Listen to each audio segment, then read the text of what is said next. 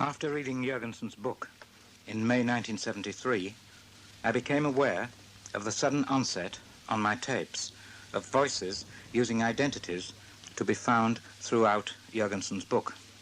One of his chief communicators was Lena, an exuberant female who appeared to be in charge of his entire operation. She commonly addressed him as Freddy, Frederico, Friedel, and other variations on Friedrich.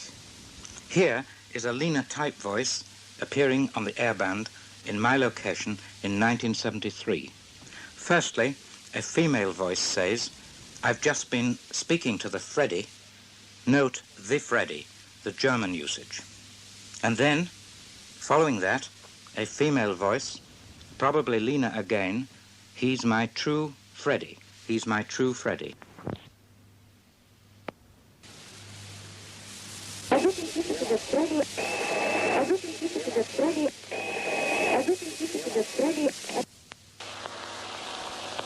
Из Москвы Фредди. Из Москвы Фредди. Из Москвы Фредди. Из Москвы Фредди.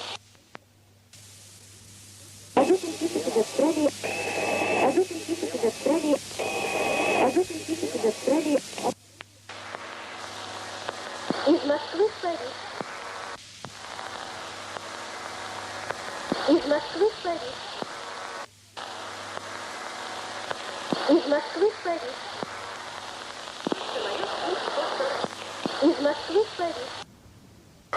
Now, though less distinctly, in the same period, a voice, "We belong to Friedrich, both of us."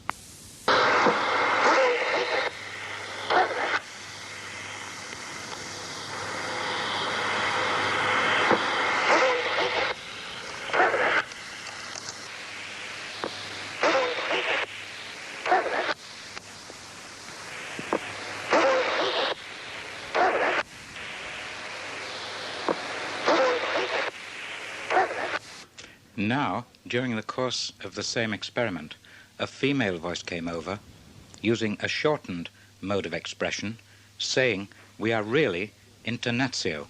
She means, of course, we are really international.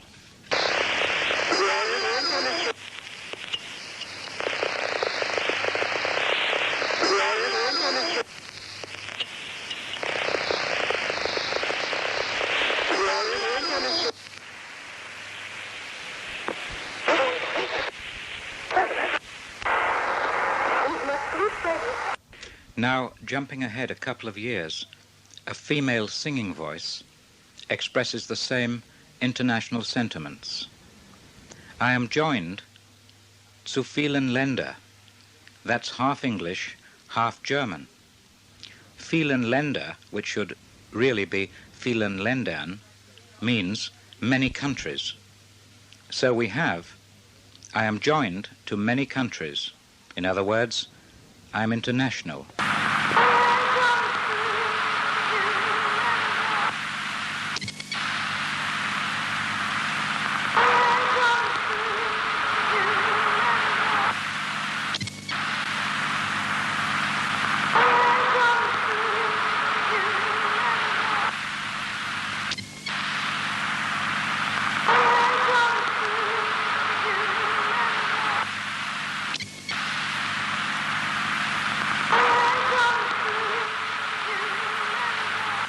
Dr. Rowdive died in September 1974, and that last voice was received in July 1975, interrupting a long negative period when unknown factors continued to hinder voice reception. On this day, this last singing voice was received, and in the same experiment in my Yorkshire location, other voices came through, indicating that the contact was indeed a Rowdiva group. My suspicions were aroused by the following voice, where the female continues to sing. Now she sings Uppsal or Uppsala Sonnenkontest. Now the Swedish town of Uppsala figures prominently in Raudive's life. He spent many years there before moving to Bad Krotzingen. His wife, Frau Dr. Zenta Morina Raudive, a brilliant novelist and philologist, was educated there, and her secretary, Margarita Petrowski, died in Uppsala and is buried there. Readers of Breakthrough will know that Margarita was a convincing communicator via the EVP to Rowdiva. Again and again in his voice communications, the name Uppsala is mentioned. What is not generally known, and as far as I know was never mentioned by Rowdiva, was that old Uppsala was a centre of pilgrimage in pre-Christian times, a holy shrine and temple to the old gods, probably a sun religion. The voice Uppsal Sonnenkantes, Sonnen, German for the sun, probably refers to a priestess of the old religion. Here is the voice, but it was followed by other voices decisively showing a contact with Rowdiva, or Costa, as he liked to be called. Firstly, Uppsal Sonnenkantes.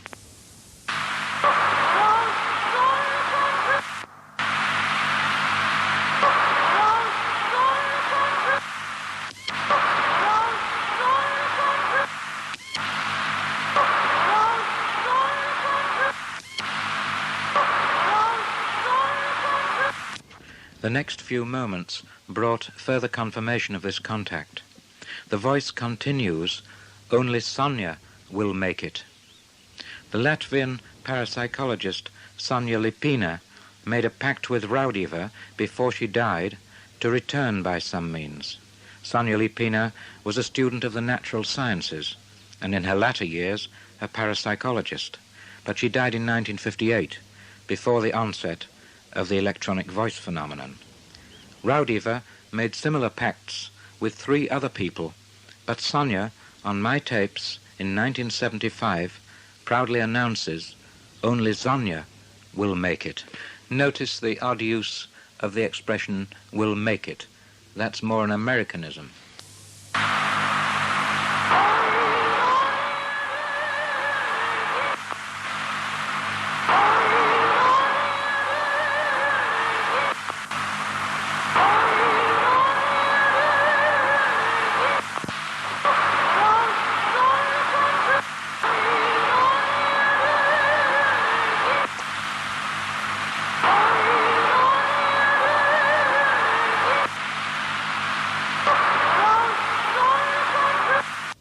Remarkable confirmation was to follow that same afternoon in Hull.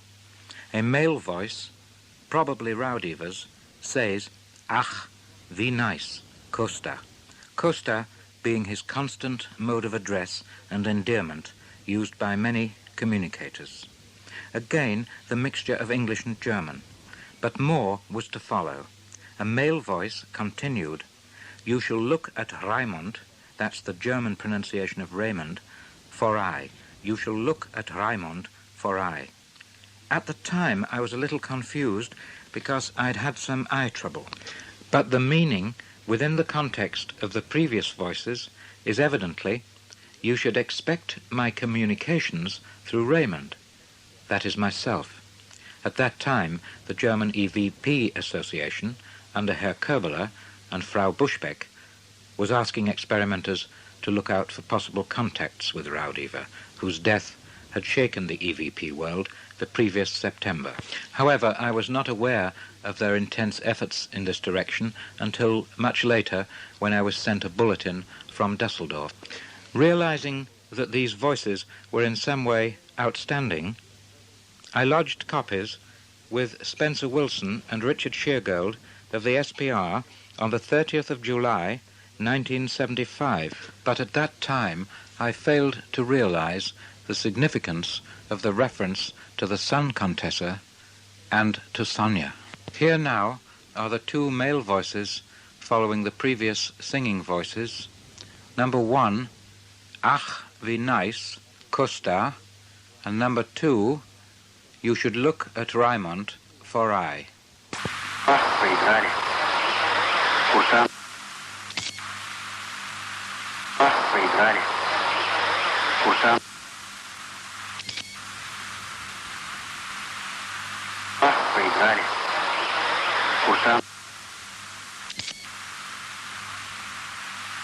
Проиграли.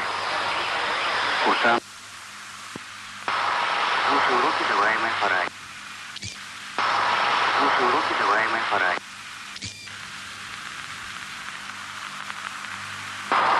Слушай уроки, даваемые по радио. Слушай уроки, даваемые по радио. Слушай уроки, даваемые по радио. Слушай уроки, даваемые по радио. Слушай уроки, даваемые по радио. Проиграли. Курсант. Although I realized at the time, on that summer afternoon in Hull, in 1975, that paranormal results had come through, I knew nothing at that moment about Uppsala's importance as a pre-Christian centre, nor about the survival pact between Rowdiva and Sonja Lipena. The voice entities show signs of careful planning in their planting of survival evidence, and obscure references at the time are often clarified months and even years later. The following dramatic instance was initiated by a voice on the 31st of May 1972, which I put on ice, was reopened in July and August 1974, when I forwarded copies of the voice to Spencer Wilson, Richard Sheargold, and Peter Bander, and came to unhappy and untimely fruition when on September the 2nd, 1974, only a few weeks later, without warning, during an afternoon nap, Konstantin Raudive passed away. Shortly after a successful seminar on a special instance concerning the modulation of paranormal voices onto normal sounds. A Germanic voice, speaking in a stilted, rather unusual, but nevertheless correct German, says Eichenstark Raudive zum Grabmals. Eichenstark means strong like an oak. Raudive is heavily accented, possibly a Baltic pronunciation. Zum Grabmals means towards the tomb. This can be understood in two senses. Firstly, Raudive worked with determination on the survival question. Secondly, he was approaching his own passing. It was curious that towards the end of June 1974, I felt impelled to circularize this voice. Here's the example.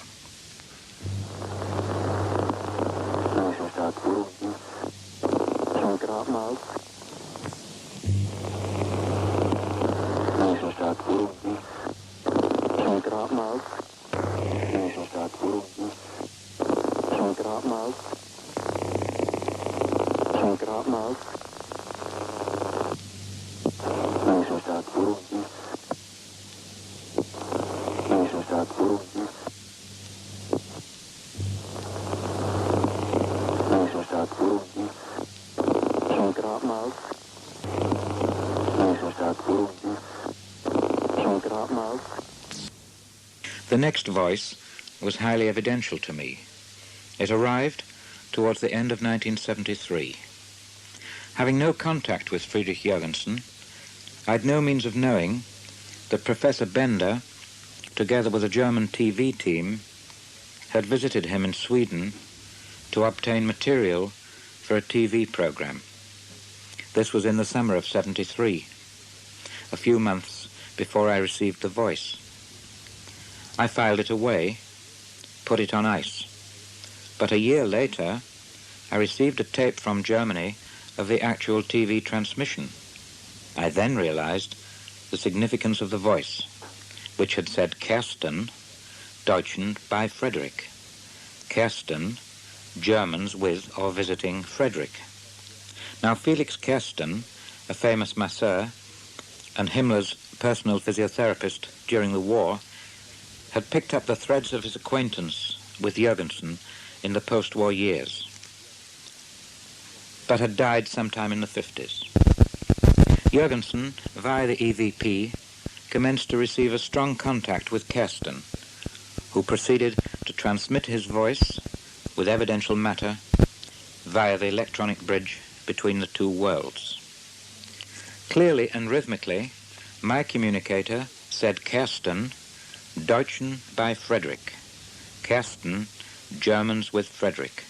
Note the variation on Friedrich.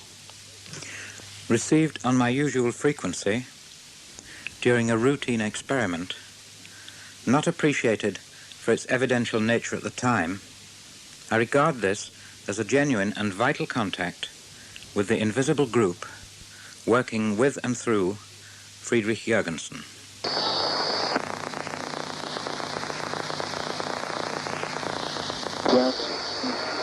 Очень большой друг.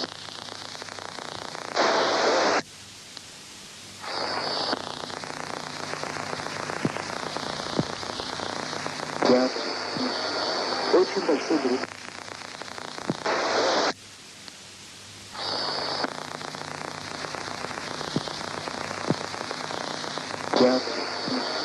Очень большой друг.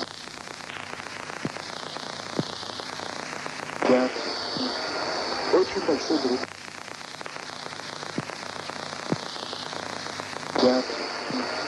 Очень большой друг.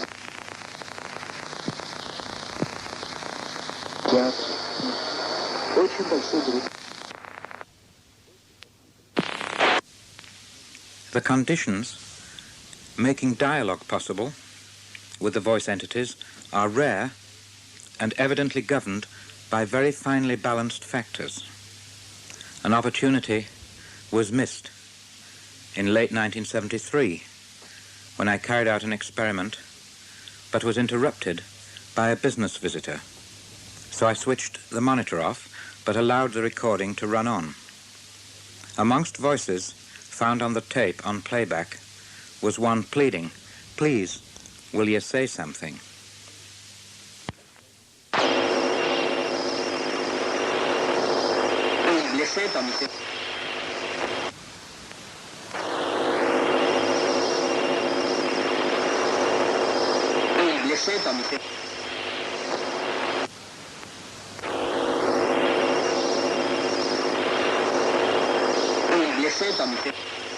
A little later, evidently under considerable stress and difficulty in holding the condition, a voice complains, "Who shall ever be in this pressure? Who shall ever be in this pressure?" Seance room communicators in the past have often complained about the heavy and murky mental atmosphere of our plane.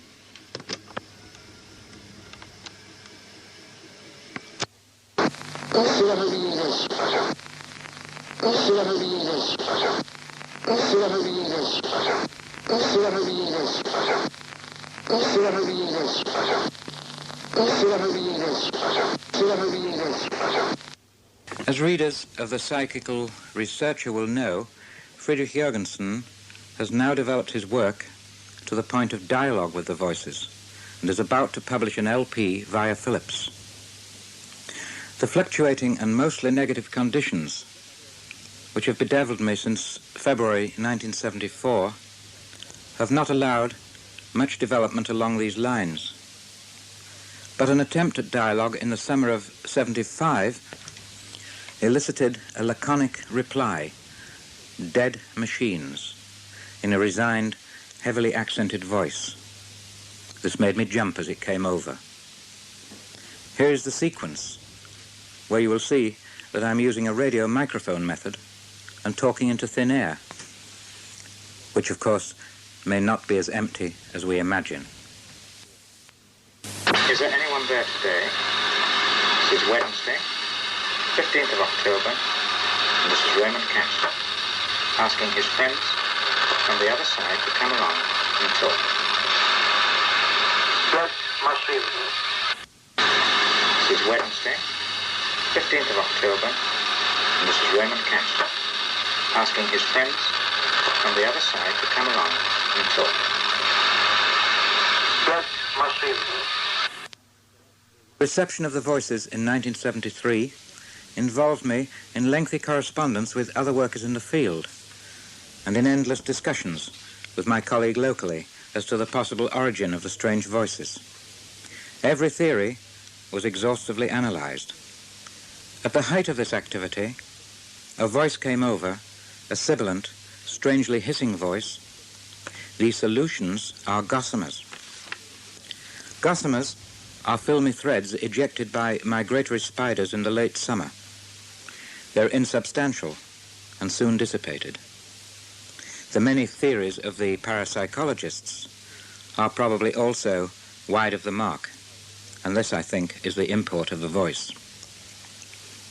Les solutions en consommation.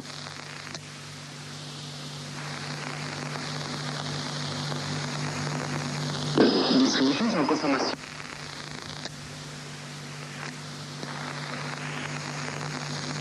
Les solutions en consommation.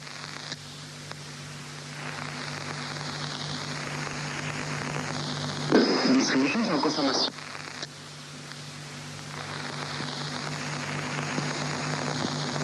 Les solutions en consommation.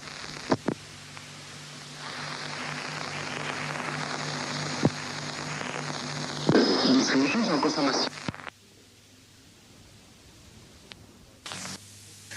A female voice, taking me back to a remote railway station in Upper Bavaria in 1943, says in a surprised tone of recognition, "So strange, remember you? I understand this girl perished in a concentration camp, but have no details." She continues on this recording in a rather scolding tone, but the language remains untranslated. I've found that linguists, mostly academic purists in their particular tongue, shy away from these polyglot utterances and cannot understand the reason for them.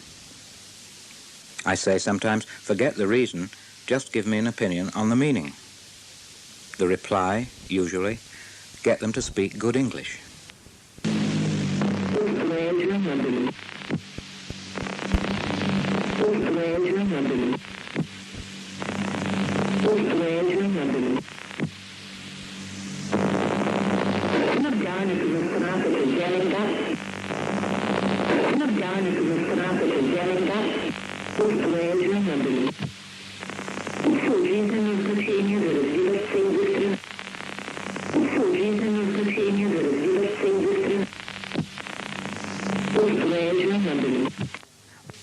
An exchange along these lines with Richard Sheargold resulted in a strong voice.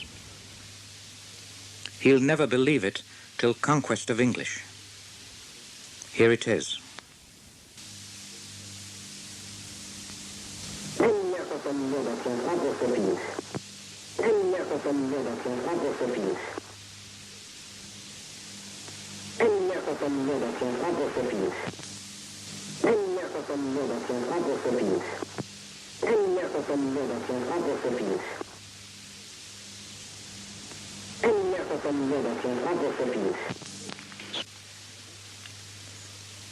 A rhythmical male voice exclaims briefly, "We are dreams." There are indications that post-mortem states are states of mind and emotion, not involving bank balances or accumulation of material objects. Lord dream. Lord dream. Lord dream. Lord dream. Lord dream.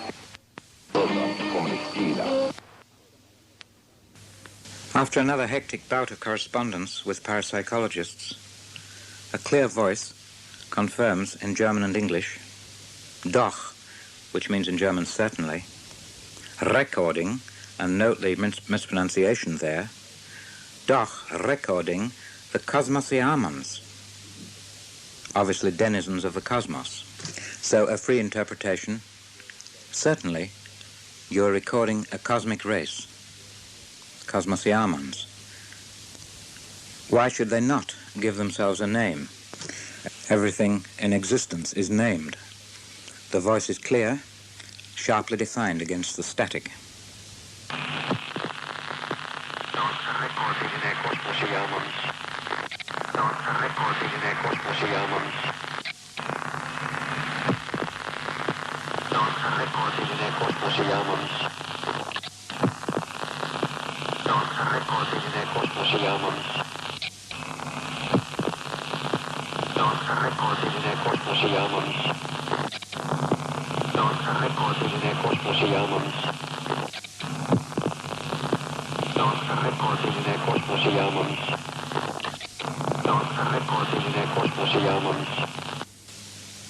My assistant, Miss Feuchter, herself a successful experimenter with microphone voices, received a clear voice in my absence using my apparatus.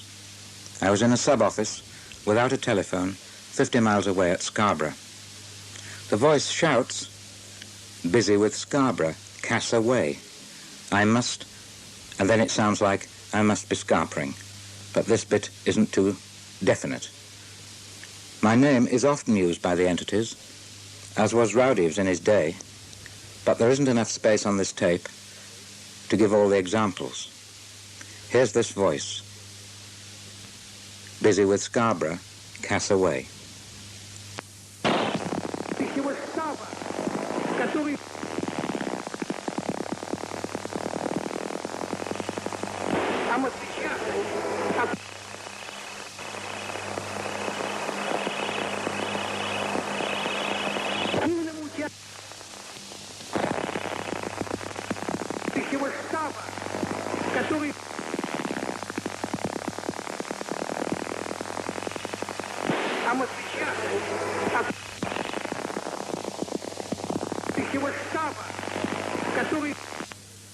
Then followed a remarkable voice.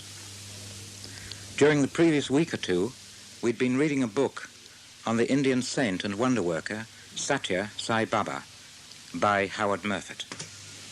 Sai Baba, so it seems, has conscious command of energies normally only released in the presence of mediums in deep trance. This book and its predecessor by Arthur Osborne make compelling reading. Following the Cass away voice, a loud resonant voice came in and said, "Listen, listen. Baba is slowly coming and teaches the world." Jurgenson, in his book Radio Link with the Dead, described these strung transmissions at full volume. Few people took any notice of him as they strained to get whisper voices by the microphone method. Here's this example. Listen. Hoch Baba. Hi Baba, that's probably an exalted being. Hoch Baba is slowly coming and teaches the world.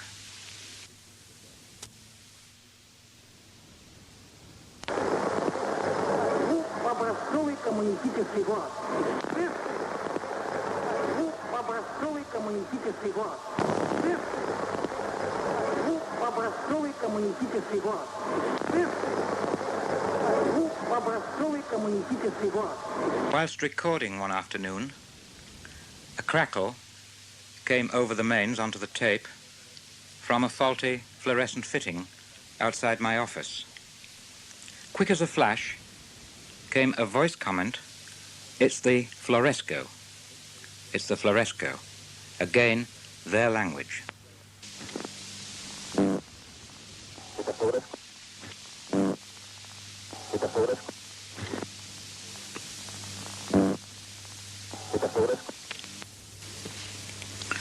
Late 1973 was a time of crisis in the Middle East, and rumors of war and the energy crisis followed.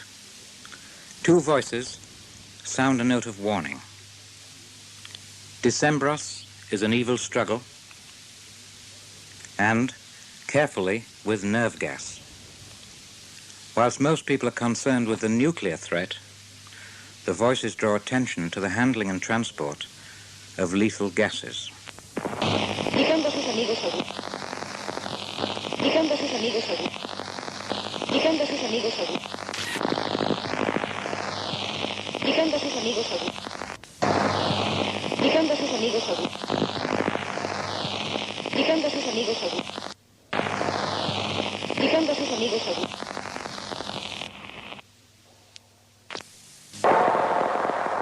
داخل قید نبودم. داخل قید نبودم. داخل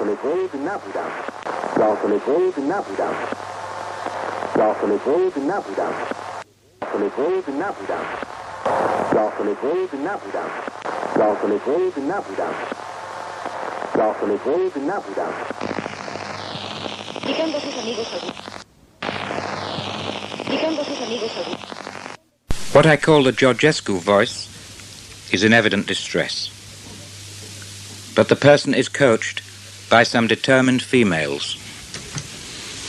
At the end of their drill, she gasps out the word evidence and announces herself as Emmy in a choked voice, and then says, "I'm in Georgescu," wherever that may be.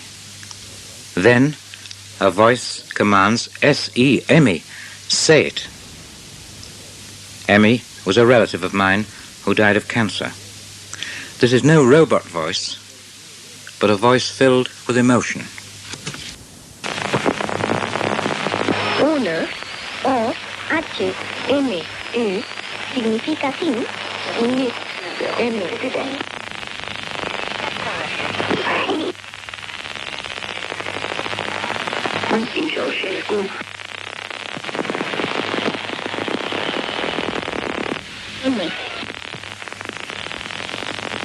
M. M. Sí. Una, O, H, M, E, significa sin, ni, M. M.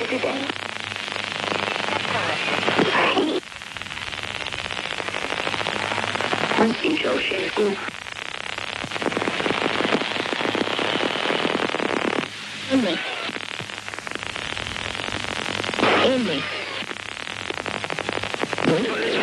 M. Sí. M. Sí. M.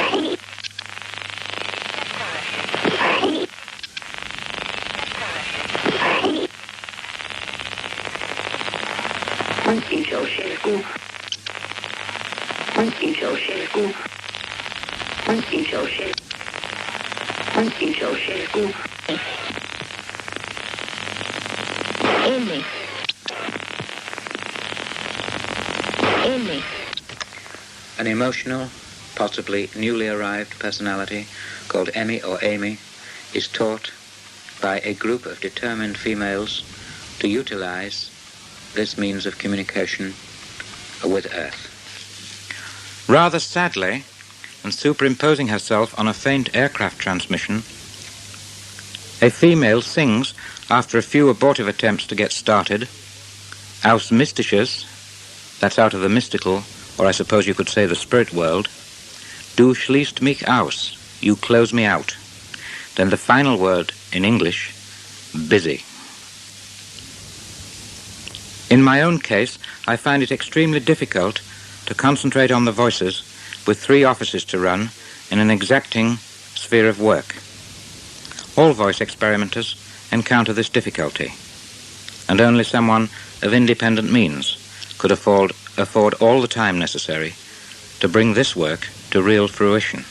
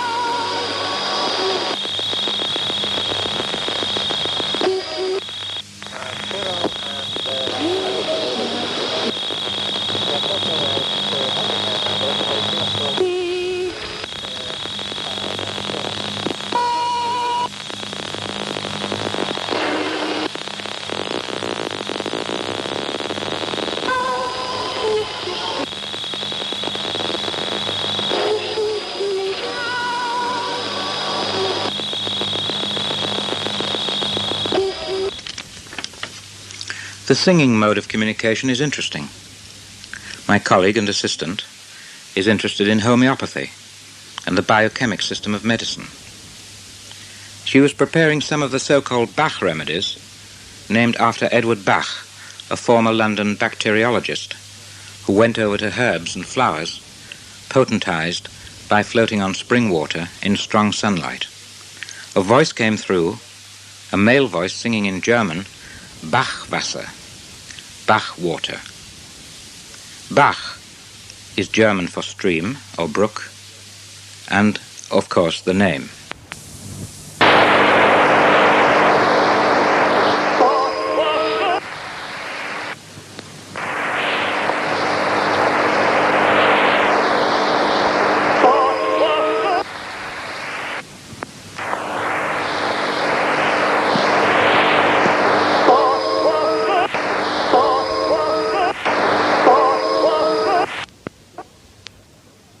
Again attempting to help someone with homeopathic remedies, a voice advised her, now try Schussler.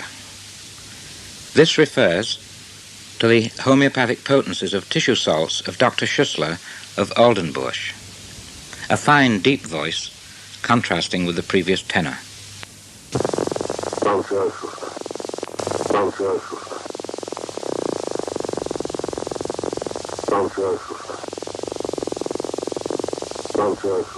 When all the circuits are open, our activities are open to their scrutiny, nor is any act forgotten or lost in time. This should give us pause to think. Here's a female with a fascinating voice. Here's Astauda.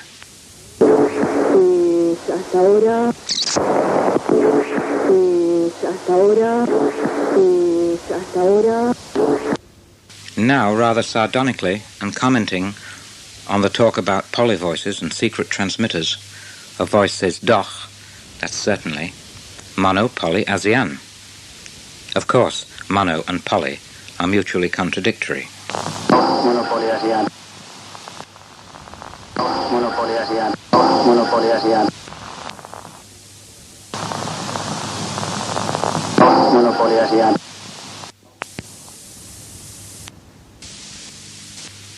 A male voice. He'll be ready to be a hero speaker. Refers probably to me. In more concise English, it would be, probably, he'll stick his neck out when the time comes.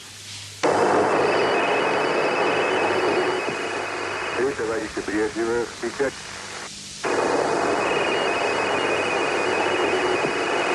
Товарищи, приветствую спикер.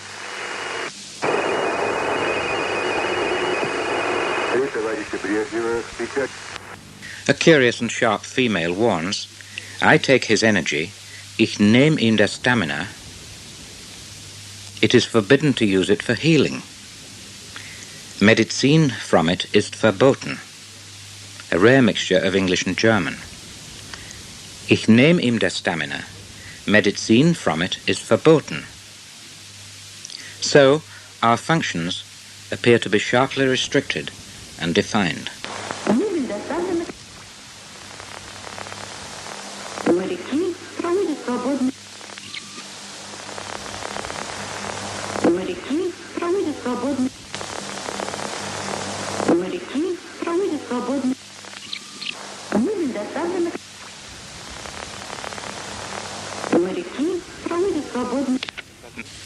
During a blank period in the summer of 75, I recorded a voice similar to my own.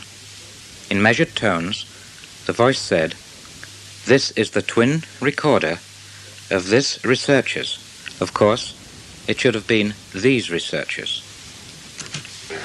The twin recorder of this researcher. The twin recorder of this researcher. The twin recorder of this researcher. Recorder of this researcher. The twin recorder of this researcher. The twin recorder of this researcher. Trying out the medium wave around Jurgenson's frequency and sending out a thought to Spencer Wilson, who also experimented on a Thursday night, and expressing my wish out loud that he might get voices, I found on playback a resonant voice, Spencer Will. Many Germans use the medium wave, hoping the voices will utilize the interfrequency energies.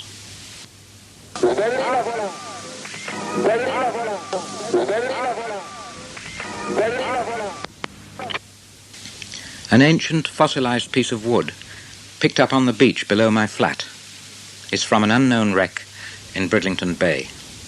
It adorns my mantelpiece and is an object of speculation and discussion by visitors and ourselves.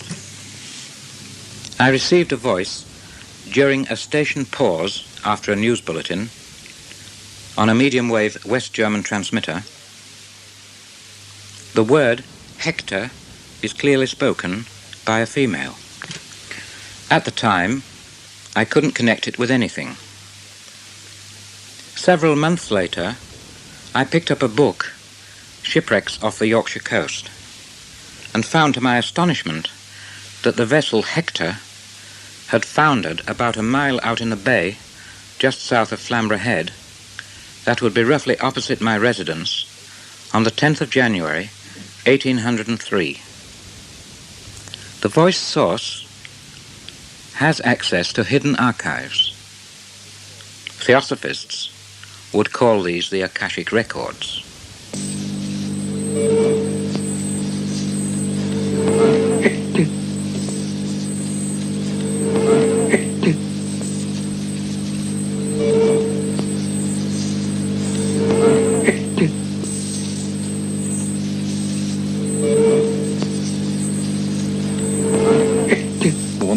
Der Westdeutsche Rundfunk mit dem ersten Programm. Sie hörten Nachrichten, die Zeit 23 Uhr und 5 Minuten.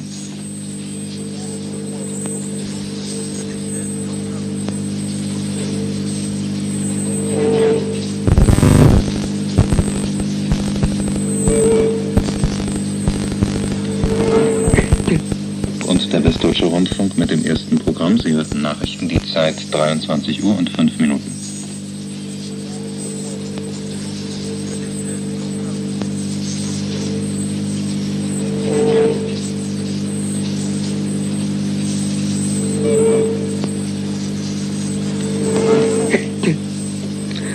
Und nun laden wir Sie ein zu unserem Nachtkonzert.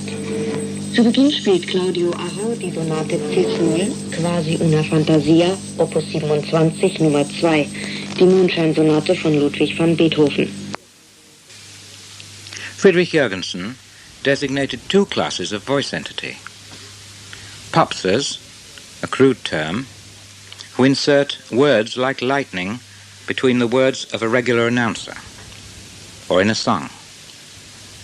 And copyists, who by their own arcane and brilliant science modify the words of a speaker or singer. This ability, and the ability to affect terrestrial electronic circuitry, is a power held in reserve by a race closely monitoring our progress. On a deserted waveband, a voice breaks in.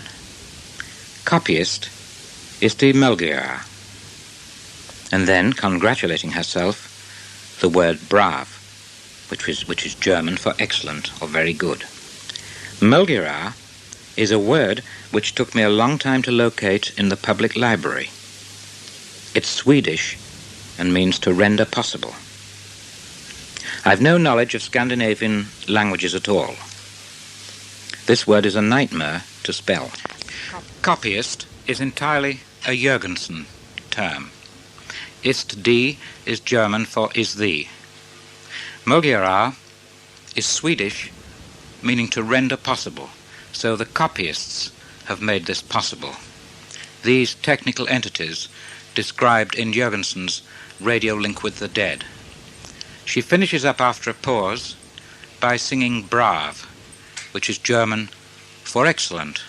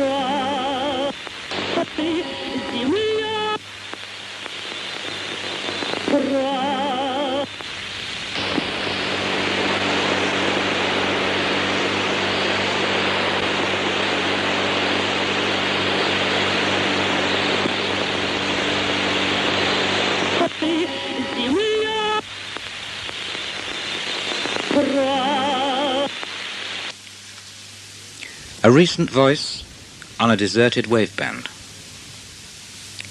A male voice this time, saying cryptically, height very... After reading Jurgenson's book in May 1973, I became aware of the sudden onset on my tapes of voices using identities to be found throughout Jurgenson's book. One of his chief communicators was Lena, an exuberant female who appeared to be in charge of his entire operation.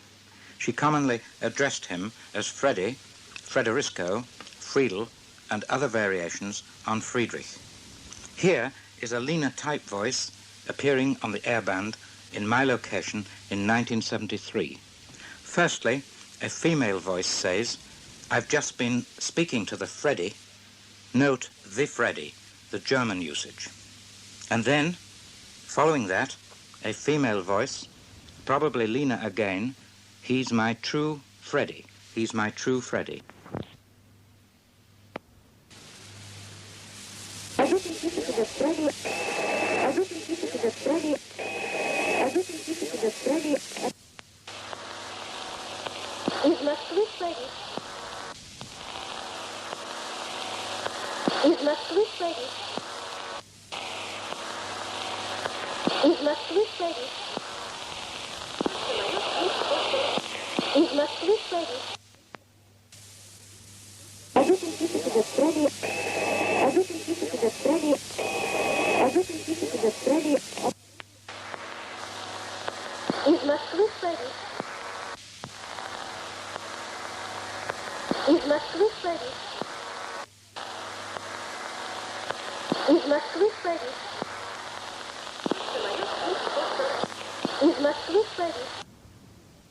Now, though less distinctly, in the same period, a voice, "We belong to Friedrich, both of us."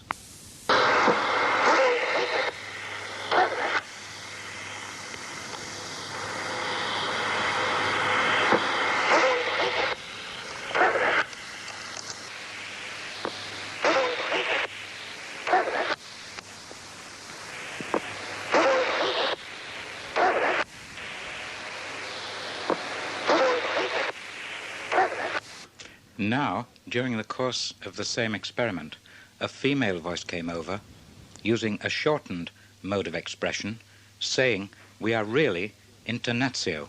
She means, of course, we are really international. Peak period persisted, extended into 1974-75, a staggering total of over 20,000 voices was a distinct possibility. But it is doubtful if any investigator can handle this amount of input. Finally, a girl's voice calls only for Daddy. Daddy only dreams of us, or for us, tries to. There was a daughter, stillborn in 1947.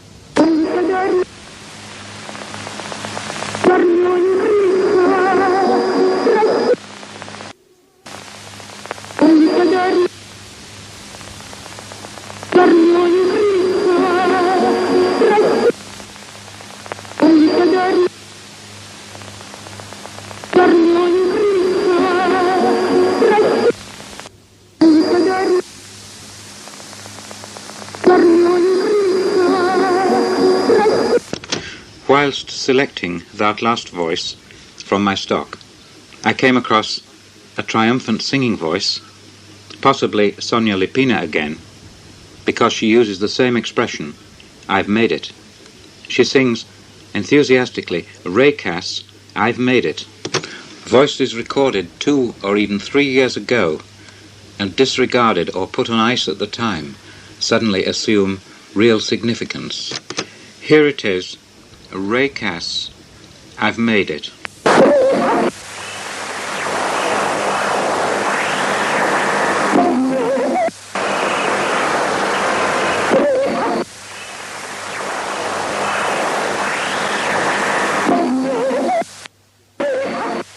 Researchers should carefully note the following voice.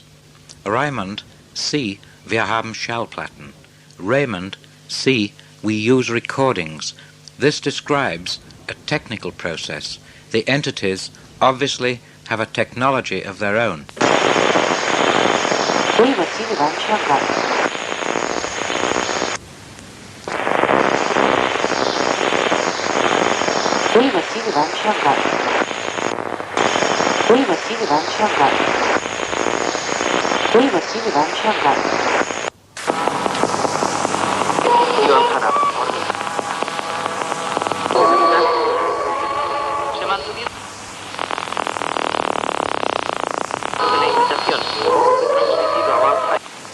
Without delay of the concern without delay of the details of all kinds concern without delay of the details of all kinds concern without delay of the. Notice that cryptic and surprising statement. Concerned, without delay, publish. Also, send details to Waldheim.